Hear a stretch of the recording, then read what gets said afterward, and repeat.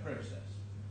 The closeout process concluded in 2009, and just to give the court a reference, it's a bundle H3 tab 184. That is an account statement on C3's guarantee facility that was a Sarasin facility that was guaranteed through ABK and eventually repaid pursuant to the closeout process, and that happened in December 2009. And it's right to say, as my learned friend does, that at the end of the closeout there was 60 million odd outstanding to ABK with the Sarasin lending cleared. But one has to remember that by the time you get to the end of the closeout, not only have the head B losses been incurred and paid, but also a very large proportion of the head C losses. The ABK lending has also been incurred by that stage. So that's why it is important that my learned friend does get pinned down on what he's saying is this time when one could have mitigated by repaying all this lending. Because as soon as you try to speculate about what time that is, you realise two things. First, the numbers that you're talking about are enormous. And secondly, on any remotely realistic time, most of these charges have already been incurred. So the submission just doesn't work. Could I ask that Mr. Malik's, if he's got a written document, that his points on where he suggests the mitigation was referred to in submissions below, if that could be handed up to the court perhaps now, then my learned junior can have a look at it and I might be able to deal with it while I'm on my feet. I don't know if he's got it ready. I think Mr. Speary identifies some numbers. I'll pass it to you. I'm very good.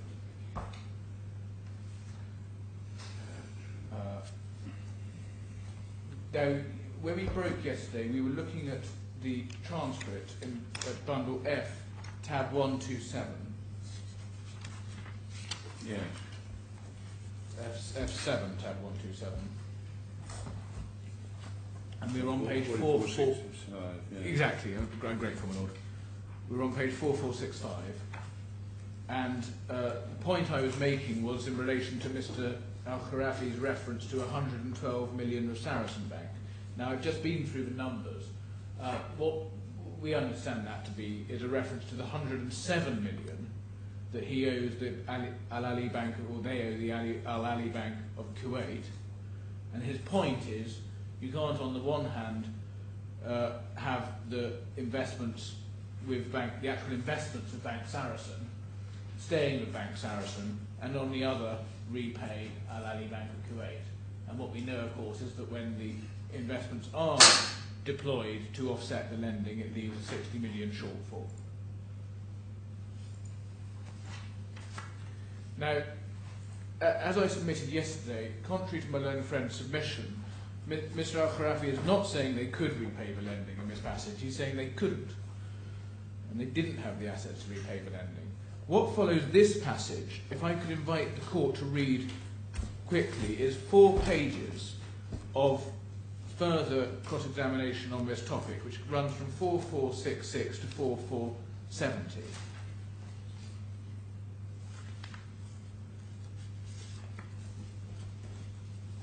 And if one could go down to the bottom of 4470.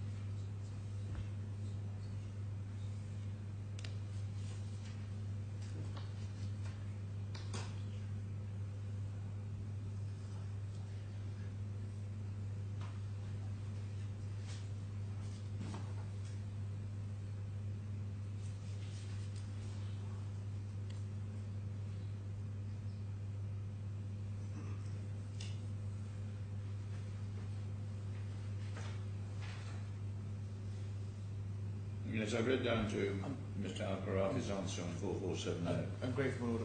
In my submission, what that passage involves is quite a tangled series of questions where Mr. Brindle showed Mr. Al-Khorfi some more recent evidence which explained that as at November 2014, the claimants were good for a potential repayment of the 10 million that was to come to them under the first instalment under the judgment. And in response to that, Mr. Al-Khorfi's point was that while they could pay back 10 million, the position would be different for 25 million. That's the point he makes at page 4468 in the middle. And secondly, he makes the point that one is talking about the position in 2014, and the asset position was worse in 2008, and that is at page 4470. Now, one of the features of this passage of cross-examination is that the questions were, in my respectful submission, quite unfocused, and there was never any proper attempt to distinguish between indicators of assets which predated the financial crisis, which of course would be of very significant values to post-crisis, no attempt to distinguish between recent indicators, as at November 2014, directed at the 10 million, as opposed to the real question, which was what was the available asset position at the times when it was said that lending should have been repaid rather than continued. Those, of course, being times that have never yet been properly identified. The other point that emerges from this passage is Mr. Al-Khorfi did refer to the financing of CBK, and he did so at 4473 at the top of the page, about explaining about the managing to arrange a loan to stop the liquidation of his mother's assets by Alia Bank of Kuwait.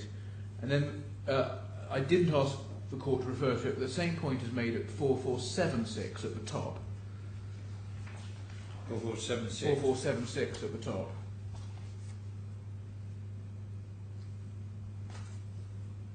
Where again, Mr. Al-Khorfi says the only party to blame for this is Sarasin, actually, because they're the ones who kept my money, they're the ones who forced me to go and do other things with the Commercial Bank of Kuwait and do other things. The only one to be blamed is Sarasin.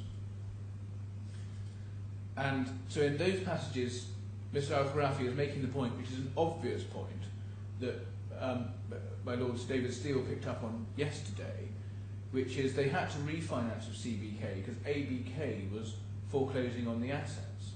So really the proof of the pudding here is in the eating. The lending did need to be refinanced because it couldn't be repaid. And it was indeed the appropriate and realistic course for these claimants in the position they were in when ABK was foreclosing to refinance with CBK rather than attempt to sell assets. My learned friend then, I was dealing that all those submissions related to subparagraph 1 of paragraph 26, my learned friend's skeleton. There was then his subparagraph 26.2, where my learned friend makes a series of points in relation to the claimant's wealth, and those are, in my submission, bad points. Just taking the first 3 points, subparagraphs A to C. Subparagraph A, of course, the learned judge did make the point that the claimants were wealthy, but of course the learned judge also made the point that he was not satisfied they had sufficient wealth to repay the lending. So that point doesn't take my learned friend anywhere. In relation to that, one has to remember that we are talking about a colossal liability. I've just been through the numbers with the court, and also just been through the point that most of these interest and charges would have been incurred before any realistic time my learned friend could even contend for as a putative repayment date. The other point, of course, is that all these charges are being incurred in a period when the claimants are locked into litigation with Bank Sarasin, which is another relevant factor about as to what the claimants should and could reasonably have done in the situation they were in. One then has my learned friend's little subpara B, which refers to witness evidence from the lawyers. Now that is the evidence that was taken to Mr. Al-Khorfi in the passage we've just been looking at. It deals with the position in November 2014, and it's addressing the question of are they good for a return of 10 million odd. There wasn't, as I submitted, any coherent exploration in cross-examination about the ability to repay at a relevant time. My learned friend makes much of the evidence from Ms. Hamdan, but as I say, that was a November 2014 statement, and one may note there's no claim and no recovery for interest after October 2014. So it postdates the events. My learned friend then referred yesterday to a submission that we made on the same point, which was at bundle D2, tab 48. So just repeat the reference. D2, tab D, delta. Well, in that case, sorry, it's B2. Sure I run to it. No, I'm great. I can't read my own handwriting. B2, 48. Yeah. Page. 764. Thank you.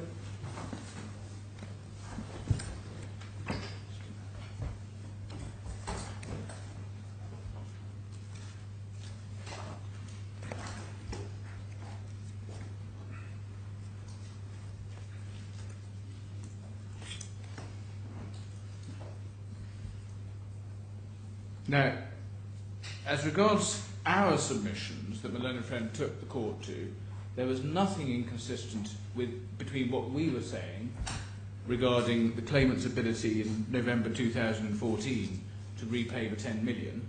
Nothing inconsistent between that and our position today. But conversely, one does need to look at paragraph 1 of the claimant's note, of our note. Paragraph 1 of our note, which explains the point that we are dealing with. Yes. And what we are responding to is the defendant's own position, which they were advancing, that the claimants were in such an impoverished state that they wouldn't be able to repay the 10 million. So, in terms of who's being inconsistent, it is, of course, the defendants who, at that stage, were saying that because of the ABK foreclosures, we wouldn't even be good for the 10 million in response to that, which we had to put in this evidence in this submission. But now, of course, they're saying exactly the opposite. They're saying it was never even foreseeable by the bank, they say, that we might not be able to repay the lending. So their suggestion that it was never even foreseeable that we might not be able to repay is totally at odds with their own position in this litigation. The next point is my learned friend's paragraph C. That is, of course, referring to Mr. Al-Khorfi's oral evidence. That, of course, is neither here nor there, and the gist of his evidence, as we've just shown, was that they couldn't repay. We then have paragraphs D through to F, and those were elaborated on yesterday in oral submission. And in my submission, it was where one ended up was a host of different financial bits and bobs drawn from the bundles, which were all put together to seek to advance a submission that the judge should have taken account of all of his evidence to reach a different conclusion from the one he reached. But the material that my learned friend was taking the court to yesterday was not material that was taken to Mr. Al-Khorfi in cross-examination. Both defendants cross-examined Mr. Al-Khorfi at the hearing, and none of them chose to put the hodgepodge of points that my learned friend came up with yesterday to Mr. Al-Khorfi. And the reason in my submission that they probably didn't do so first time around is because there was nothing really in these points. They are a series of financial indicators, usually from a pre-credit crunch period, which don't, in my submission, remotely undermine the conclusions the judge reached. Just dealing with the ones relied on, my learned friend starts with the personal financial position statement for Mr. Khorfi. That is the document at bundle H1, tab 150.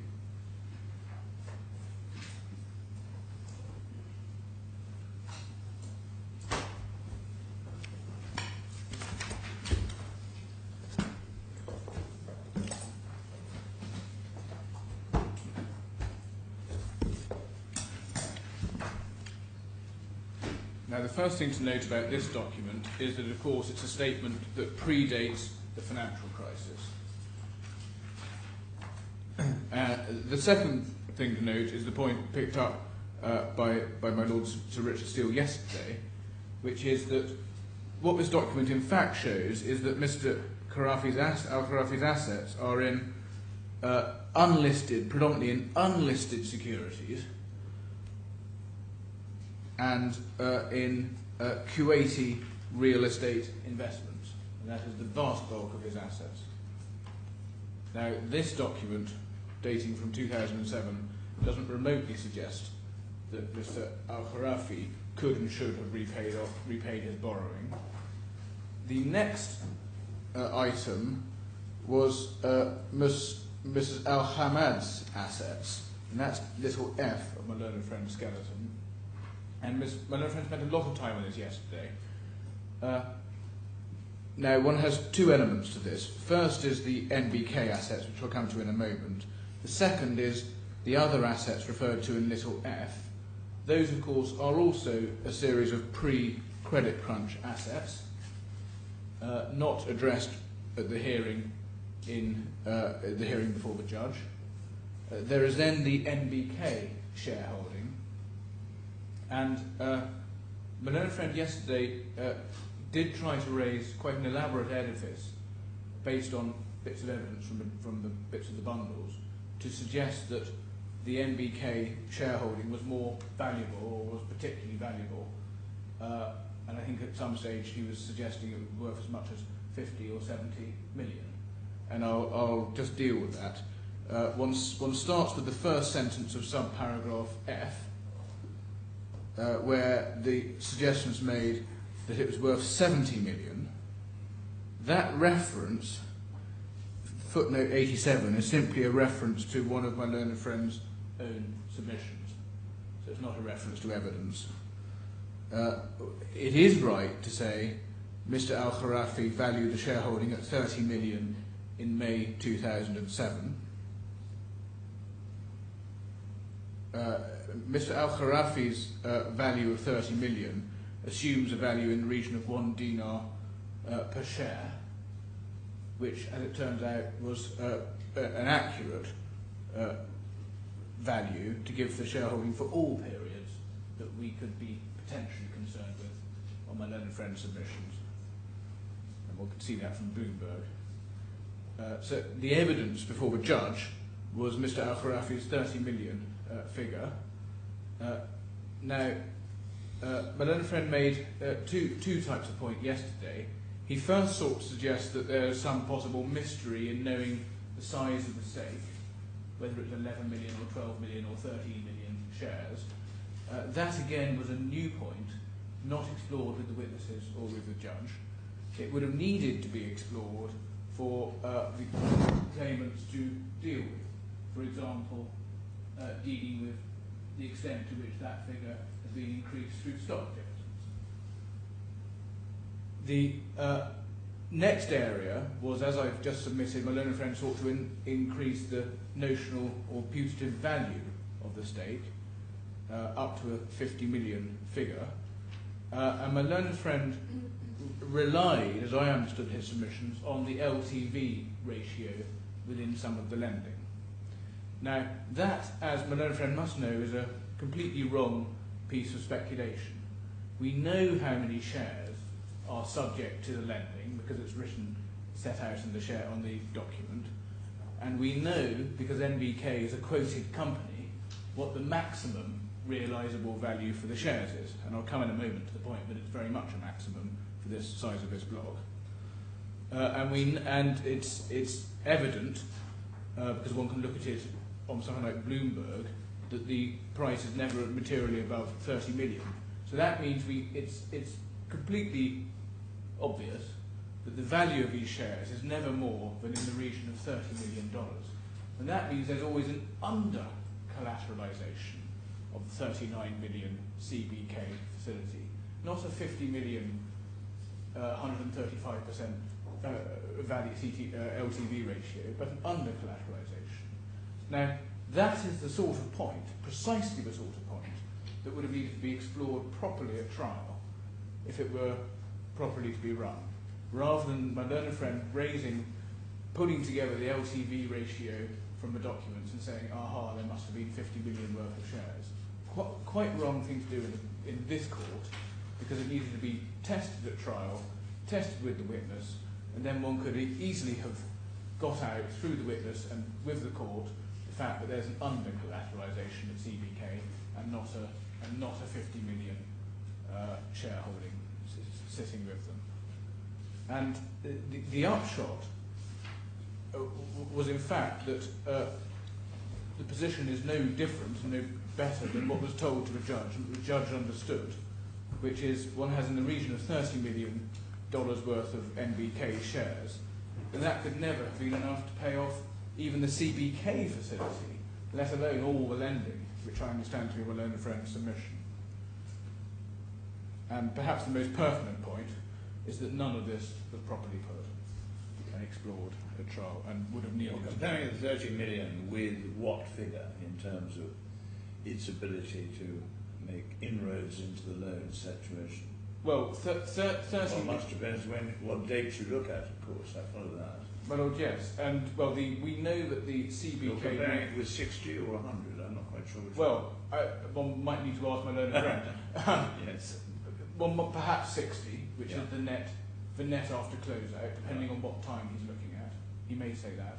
But the net after closeout is a net which is dated post closeout. The closeout is, you tell me, October. Well, it starts. 2010. It starts in October 2008, and it seems to be complete by December 2009. 2009. Sorry, I got my notice one wrong. Thank you. So one could never have used these assets for that purpose. Right. But most importantly, it shouldn't really be for this court to try to work out the arithmetic on that at all, because this is a point that needed to be explored below and through the documents and with a witness. On top of that, there is of course the point that even in this notional world my learned friend's talking about, you would need to be able to sell this entire block of shares for the quoted value. And now this is a very significant block of shares in NBK, and it's not realistic to suppose you could have just got them out of the door at their quoted value without taking a significant drop in what you would have obtained for the shares. So in reality, there are any number of reasons why it would not be reasonable to expect the claimants to have tried to repay or reduce their borrowing from the NBK shares. None of those were explored with the witness. And that is, of course, before one even gets to the further point, which my learned friend has no answer for, which is that even if you did go down that exercise, the same losses would just pop up through another route. Because, of course, one has to look at the costs associated with having to sell those assets, the loss of dividends, the loss of stock dividends, and the like, which would all need to be investigated before you could say there was another course that it was unreasonable not to take that would in fact have reduced the losses. And one just is not remotely in a position to do that. They didn't get to that position below, and that's why the judge was right to reach the conclusion he did in relation to the assets. That was my learned friend's little F.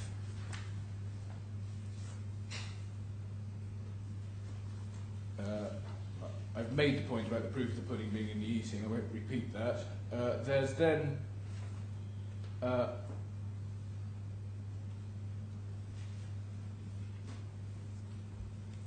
there's then obviously the point about selling the asset, about the cost of sale of the assets. Again, I won't repeat that.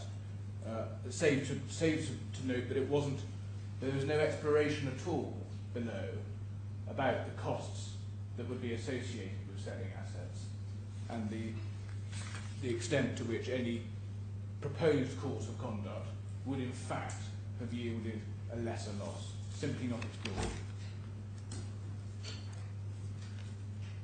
The next point taken is in relation to disclosure, where it said that the judge should have drawn adverse inferences. This is, in my submission, also not an available submission. First, the point was not pursued below. Secondly, the burden was on the defendants to show failure to mitigate. There was no application for disclosure, and under the rules, as the court will well know, there's no obligation on the claimants to produce documents on which they're not relying, and so the process would involve the defendants making an application, and if in the face of an application or in the face of an order on the application there was some failure to give disclosure, at that point, unless the failure was properly explained, one might be in the territory of adverse inferences. But one never got to that point, and that's why, of course, the adverse inference case wasn't pursued below, and where you end up is that the judge's findings on failure to mitigate are, in my submission, unassailable, and the claimants don't get anywhere by trying to look at it as a matter of causation, either, or as breaks in the chain, or foreseeability, or remoteness, or anything like that. Malone Friend did make a new point on foreseeability yesterday, for the first time, which was, leaving aside whether the failure to repay was in fact a break in the chain of causation, was whether his point was whether it was foreseeable at the outset by Bank Sarasin that these losses might be incurred. And his point is, as far as Bank Sarasin knew, these were people who were very wealthy, and one could never have imagined that losses on inability to repay could ever have been incurred. Now that was a new point. The first problem with it is that it's inconsistent with the findings of the court, both here and below, which is that one of the problems in this case is that the defendants never did gain a proper understanding of the claimant's wealth position. That is in the first instance judgment of paragraphs 254, 260, and indeed Malone and Friend's assertions about wealthiest family in Kuwait, for example, simply repeat the assertion that the judge was concerned about at paragraph 251 of the judgment, when Mr. Alia made the same assumption without any actual knowledge or investigation of the assets.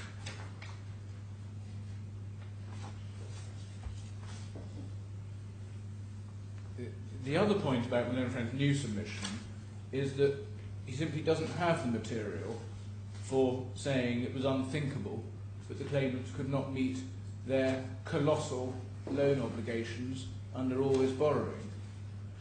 On the evidence that the judge saw, he certainly was not satisfied of that, and Bank Sarasin were never in any better position. They never had any proper grounds for thinking otherwise, and of course it's a very big step to say it's wholly unforeseeable that someone might not be able to repay these colossal sums. So well, that was what I was going to say on ground 4. If I could move to ground 8,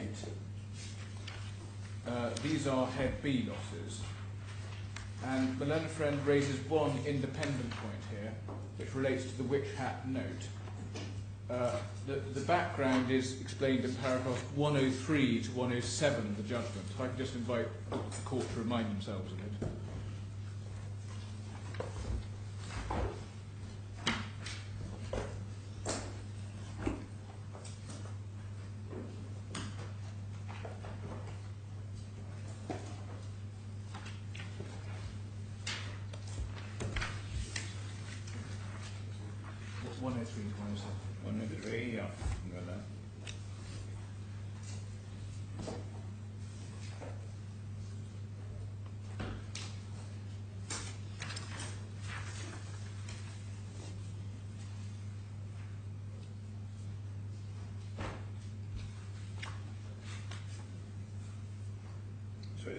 Shall we read through to where?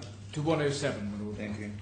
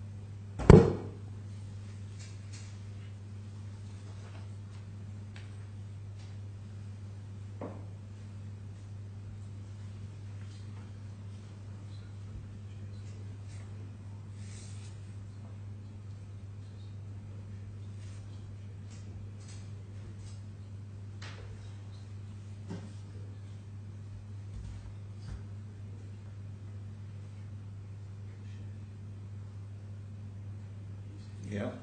So, my lord, this was a profitable investment. The premise of the damages calculation was that all the unlawful investment activity had to be unwound.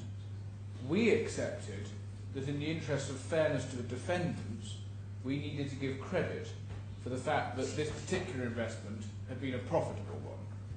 Now, of course, the real profit must be net of the interest charges incurred on the borrowing to fund the note. The way that Griffins, who did our numbers for us, calculated the losses was to split out the gains and losses on the underlying investments, which was all in Head A, and then deal with all the interest charges under Head B. So under Head A, they gave credit for the full amount of the profit, without at that stage making a deduction for the interest element. That comes in their calculations in Head B. Now, it was a quirk of the procedure that the judge directed Head A to be paid immediately following the liability judgment, because there were no difficult issues of quantification arising, with Head B to be determined at the quantum stage. And what Bank Sarasin are doing in these submissions before the court is to try to bank the full credit for the full amount of the profit, but without deducting the interest cost when it comes to Head B. And their submission is that for some procedural reason, the judge could no longer take account of it. Now, in my submission, that's absurd. We are looking at the overall losses on the investments. It's right to give credit for the profitable investment, which we accept, but it's only right to do so net of the interest costs incurred to generate that profit. The interest charge element was all hived out to the Head B and the quantum stage. There's nothing at all wrong or with, at that stage, taking the interest element into account. It's interest actually paid on an investment which has been taken into account at Head A. Now, what the judge, when the judge talks about error analysis, what he seems to be thinking is it might have been appropriate not to give them credit at all for the profit element of the witch hat note, in which case, of course, our losses would have been higher, our overall recovery would have been higher. But it may be we could have contended for that, but it seemed to us to be fair to give credit since we were unwinding the overall investment activity. And the Head A losses were an agreed approach, as my learned friend rightly says. And I should say, the Head A losses were an agreed approach coming from Bank Sarasin's own figures as a starting point. So, in my submission, it was common ground that credit should be given for the witch hat note profit. It's quite opportunistic and unjust for my learned friend now to be saying that the costs incurred in generating that profit shouldn't be taken into account. And most pertinently for this appeal, there can be no possible objection to the judge's conclusion, which is that it's appropriate and just to take this interest element into account when calculating Head B losses. Yeah. So, my lord, that's ground 8. Then there's ground 9, which is head C losses, and the complaint here is about the judge's reliance on the Kuwaiti court certification of the amount of interest under the ABK lending. If I could start with the judgment, at paragraph 122 of the judgment, the judge set out the complaints made in relation to this at the quantum hearing. Now, an important point for this appeal is that, as the judge notes, towards the bottom of that paragraph, a case of selective disclosure was not pursued at the hearing of the quantum determination.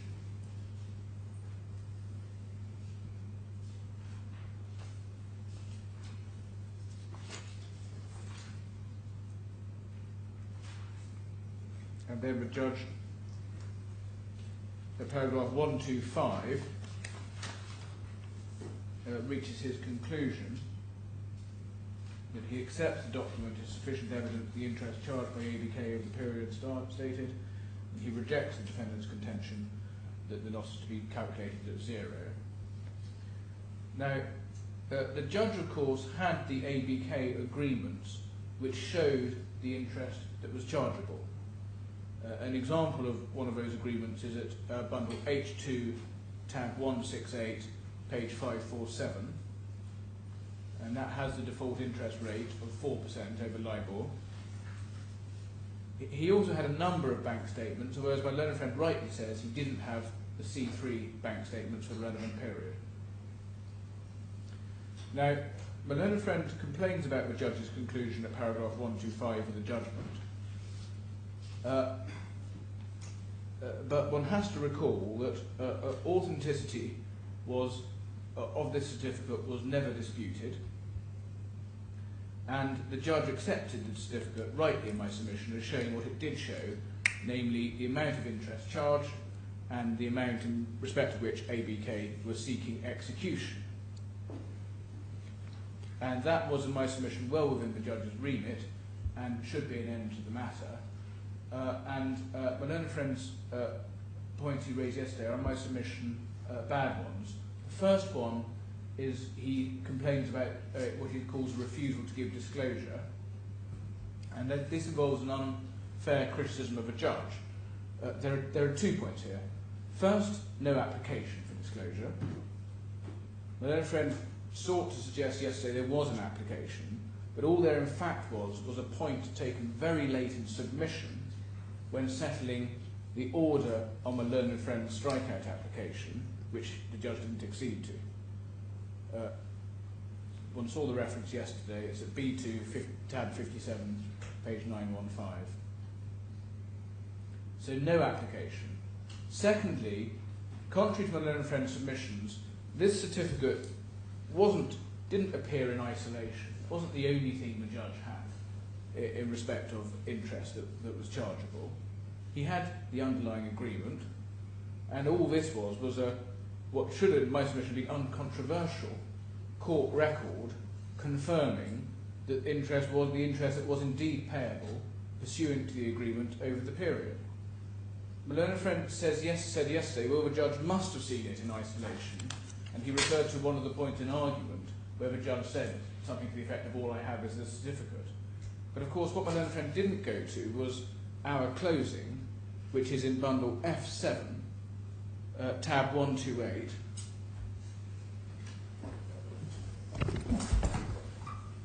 at page 4545.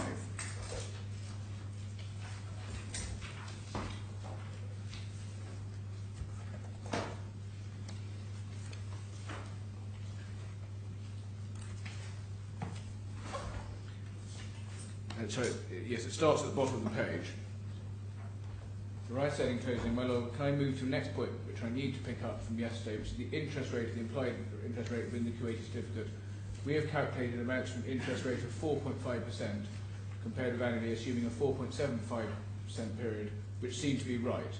Now we've given that figure to the defendants over the page, 4.5% of annual compounds. We've given that figure to the defendants to see if we can reach agreement on that.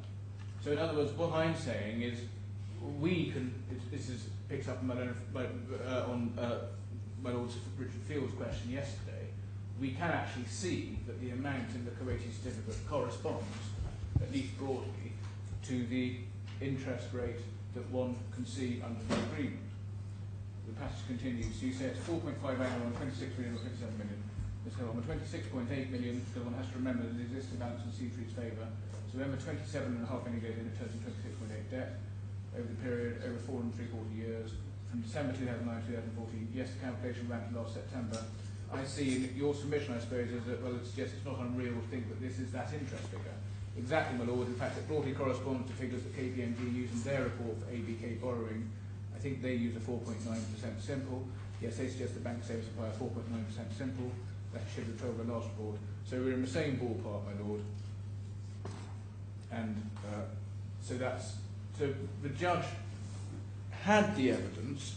He had the material to reassure him that the CBK, the ABK certificate corresponded with what one would expect from the agreement, and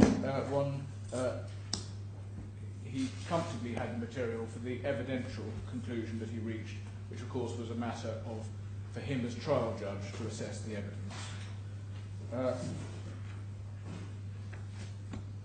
Now, it's also worth bearing in mind, although the selective disclosure point wasn't pursued below and therefore can't be pursued now, this was, of course, a guarantee.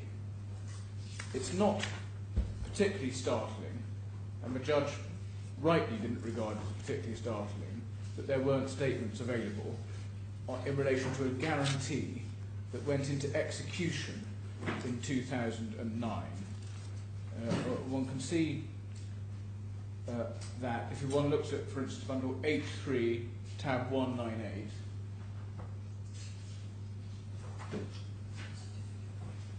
which is the certificate itself that the judge relied on, one can see the certificate itself at the bottom of the page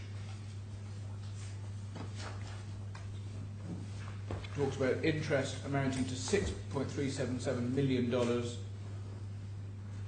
as of 15 December 2009, which is the date for starting procedures of execution forcibly until 18 September 2014. So one can see December 2009 as the date when execution procedures of this guarantee started. So it's not particularly startling that statements weren't available on an account of this nature. So with that in mind, my learned friend yesterday did make a number of points about the quality of disclosure or gaps in disclosure, saying the explanation given was credible, but that wasn't open to him because, as the judge recorded at paragraph 122 of the judgment, selective disclosure was abandoned as a complaint. And in fact, what happened below is that the defendants also conceded authenticity. And just for the court's note, the reference to the concessions on authenticity are at bundle F7, tab 128, page 4643. And the consequence of that is that although my learned friend invites the court to draw inferences about the claimant's deliberately withholding documents, that's simply not open to him, given how this ran at trial. The submission also appears to proceed from this understanding about the rules and the obligations to disclose, given that no application was ever made. But in any event, just to round off this submission, these are of course all matters for a trial judge. He reviewed the documentary material, he set it against the other documentary material he had, as well as he heard and took into account Mr. Al-Khorfi's evidence, and the decision that he reached was more than open to him. The last point raised on this by my learned friend, it relates to the impact of a cross-claim against ABK. But this, of course, goes further even than the first part of his complaint, where he appeared to be complaining about the absence of bank statements. This, again, would have needed to be the subject of an application. Submissions would have needed to be advanced on this point to the trial judge, no doubt detailed cross-examination of Mr. Al-Khorfi, And again, none of this ever happened, and it's not a point the learned friend can now raise with the Court of Appeal. That was ground 9. The next is ground 10, which is head D losses, and there's only one point pursued in relation to head D losses, and that is the allegation that there should be no claim in respect of CBK interest after August 2012, when the CBK lending was restructured and increased. And in my submission, this is not a good point. All we have with CBK is a rollover by refinancing of an existing loan. One can see in the documents that this is just a rollover and capitalisation of existing lending. If I could just take the court, for example, H3, tab 200.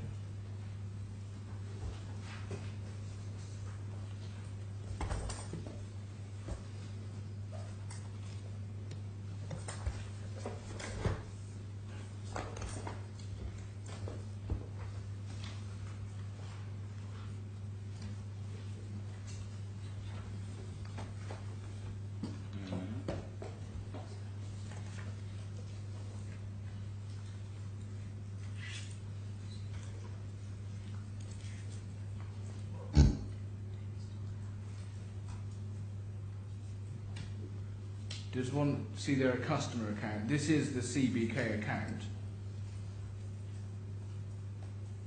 And one can see the original loan.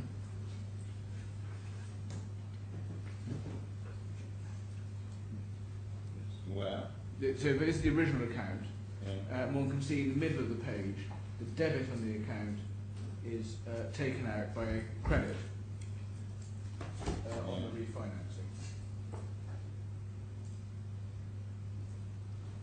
And my learned friend said yesterday, I think there's debate about what happened to the interest, and as I said, there's a capitalisation of interest.